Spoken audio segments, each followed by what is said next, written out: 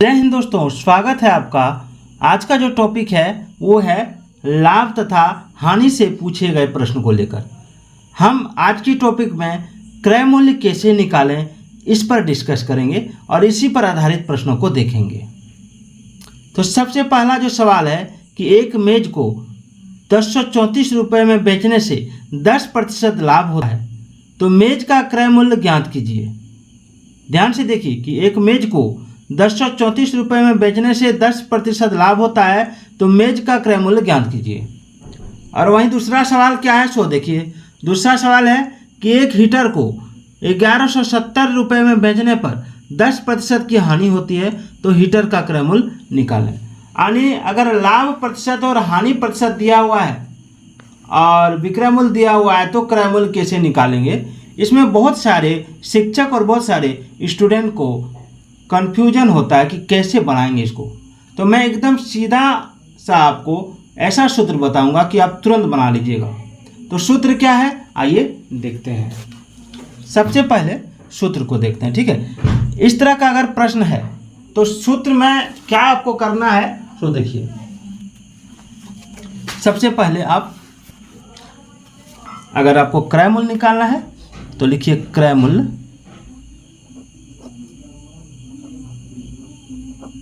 बराबर, ठीक है, क्रय मूल्य बराबर। तो क्रय मूल्य बराबर अगर लाभ पर निकालना है तो क्या करना है, सो देखिए विक्रय मूल्य,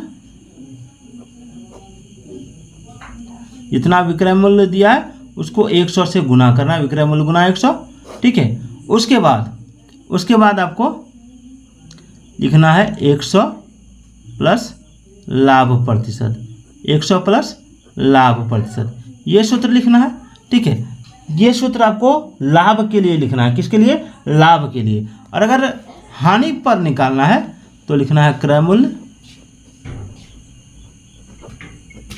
बराबर विक्रय मूल्य गुना 100 बटा 100 माइनस हानि प्रतिशत, ठीक है। इस सूत्र पर आपको बनाना है। तो यही दोनों सूत्र से क्रय मूल्य निकलता है। अगर विक्रय मूल्य दिया है, लाभ प्रतिशत दिया है तो ये सूत्र होगा। अगर विक्रय मूल्य दिया और हानि प्रतिशत दिया है तो ये सूत्र होगा, ठीक है। तो चलिए इसी सूत्र पर बनाते हैं। तो यहाँ पे देखिए, यहाँ पे विक्रय मूल्य कितना दिया है, रेड ब्लू ही ठीक रहेगा। विक्रय मूल्य दिया है ₹1034 और लाभ प्रतिशत कितना दिया है, लाभ प्रतिशत दिया है 10%, ठीक है। तो वही सूत्र लिखेंगे, क्रय मूल्य बराबर विक्रय मूल्य को शॉर्ट में लिखते हैं, विक्रय मूल्य गुना 100 बटे 100 प्लस लाभ प्रतिशत। अब इसी पर बैठाएंगे। विक्रय मूल्य मेरा कितना है 1034, तो लिखेंगे 1034, उसके बाद गुना 100 लिखेंगे, उसके बाद नीचे 100 लिखेंगे प्लस लाभ कितना है 10, तो 10 लिखेंगे। अब क्या करना है, सो देखिए। अब इसमें इसको इससे गुना करना है, इसको जोड़ देना है।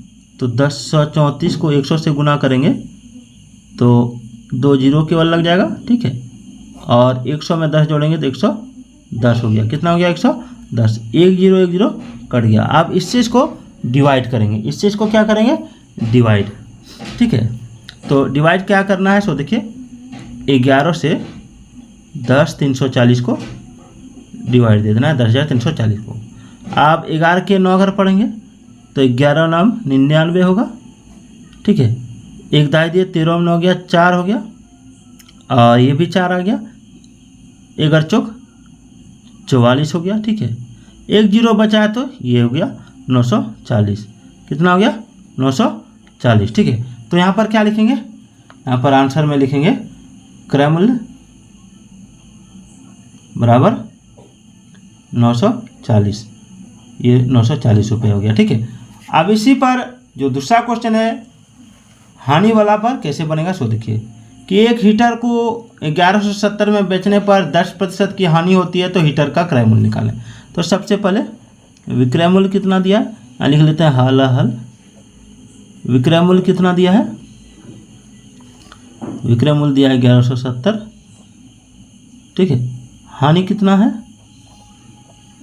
हानि बराबर है 10%। तो जब हानि दिया हुआ रहता है तो ये वाला सूत्र हम लोग यूज करते हैं, क्रय मूल्य बराबर विक्रय मूल्य गुना 100 बटे 100 माइनस हानि प्रतिशत, ठीक है। तो विक्रय मूल्य कितना है 1170, तो लिखेंगे 1170 गुना 100 और 100 माइनस जो हानि है प्रतिशत है उसको 10 लिखेंगे, 10 दिया हुआ है, ठीक है। अब इसको गुना कर देंगे तो 11 7 0 2 0 है तो 2 0 बैठ गया, 100 में इसको घटा देंगे तो 90 आ गया। कितना आ गया 90। 100 में 10 घटाएंगे तो कितना आएगा 90 आएगा, ठीक है। अब क्या करेंगे, इससे इसको डिवाइड कर देंगे, पहले 0 कटता है तो काट देंगे। अब एक इससे इसको डिवाइड करेंगे, 1 1 7 2 0 है, नहीं 11,700 को 9 से, ठीक है। तो 9 एक बार, तो 11 में 9 गया 2 7 9 तिया 27 हो गया, ठीक है। अब 1 0 है, 1 0 और है, 2 0 उतार दिए। इस तरह भी हम डिवाइड कर सकते हैं, 9 के 0 अगर पढ़ेंगे 0, फिर 0 उतर गया, 9 के 0 अगर पढ़ेंगे 0 तो 1300 आया। कितना आया 1300, ठीक है। तो ये 1300 आ गया आंसर, कितना आ गया 1300, याद रखिएगा। समझ में आ गया आपको, ठीक है। तो इस तरह का अगर आप शॉर्ट ट्रिक में मैथ सीखना चाहते हैं तो कमेंट जरूर कीजिएगा।